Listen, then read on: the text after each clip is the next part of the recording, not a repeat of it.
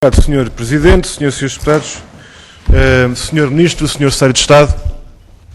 A primeira questão que eu gostava de colocar tem a ver com a RTP para perguntar ao Sr. Ministro se é hoje que nos vai dizer qual é a vantagem e qual é a importância de passarmos a ter no nosso país apenas um único canal de serviço público de televisão em sinal aberto. Já ouvimos e sabemos, já ouvimos várias vezes que está escrito no programa do PSD, já não é a primeira vez que assim acontece, já não é de agora essa pretensão para passar o canal, um dos canais de serviço público para os privados e deixar o serviço público de televisão com um único canal. Mas ao longo de todos estes anos em que o PSD veio defendendo esta proposta, digamos assim, ou esta medida, o PSD nunca disse porque é que isto é bom. E eu gostava de pedir, ou de o convidar, penso que há de ter tempo para isso, a dizer porque é que é bom passarmos de 2 canais de serviço público para um, na televisão. Aliás, quando a esmagadora maioria dos países europeus, e não só, aproveitando estas novas possibilidades tecnológicas que a televisão digital terrestre, sobre a qual já falaremos mais adiante nesta audição, aproveitando essas possibilidades, a esmagadora maioria dos países europeus alarga e aumenta a oferta de serviço público de televisão e passa para 8, para 6, para 10, para 12 canais de serviço público, aproveitando e rentabilizando os recursos, isto é muito importante, Sr. Ministro, aproveitando e rentabilizando os recursos das suas estações de serviço público de televisão, eu pergunto ao Sr. Ministro porque é que é bom ver o resto da Europa a entrar com as televisões de serviço público no século XXI e o senhor quer pôr a televisão pública em 1968, quando só havia um canal. Porque é que isto é bom? É hoje que vai explicar? É que nós somos todos ouvidos, Sr. Ministro, para a explicação dessa brilhante vantagem que seguramente está na base dessa medida de colocar a RTP com apenas um único canal de serviço público em sinal aberto. Porque todos os outros canais, pelos vistos, são um serviço público reservado a privados, nomeadamente àqueles que têm o acesso de plataformas pagas e, portanto, não são verdadeiramente de acesso livre e não condicionado. Gostava de perguntar ainda em relação à RTP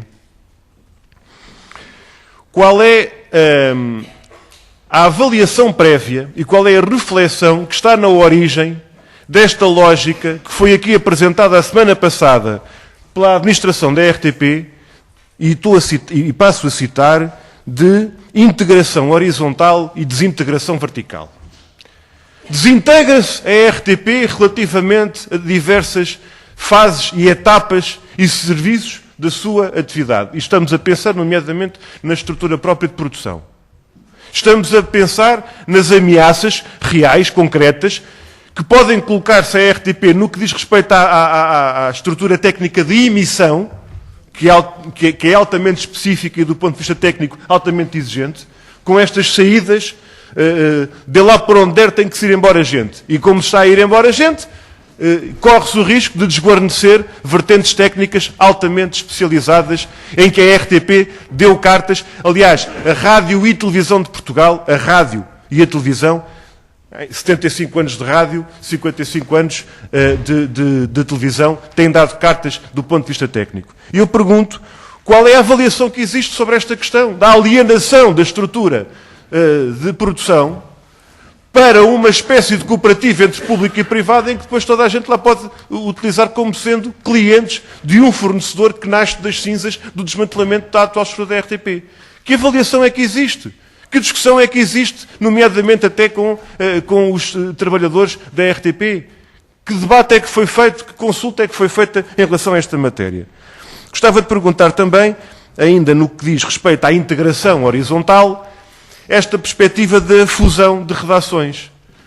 O que é que o Governo determinou, enquanto representante do acionista-Estado, relativamente a esta lógica de encerramentos de delegações da agência Lusa, ao contrário do que prescreve o contrato de serviço público, em que Coimbra, Faro, Évora têm que ter o mesmo estatuto que tem o Porto, nomeadamente com a existência de delegações. E a agência Lusa anuncia o encerramento de delegações. A fusão de redações, uma conversa que o PSD já tem há muitos anos, para a RTP e a RDP. Qual é a perspectiva que existe relativamente a esta matéria, Sr. Ministro Miguel Relvas? Tenho pouco tempo para terminar.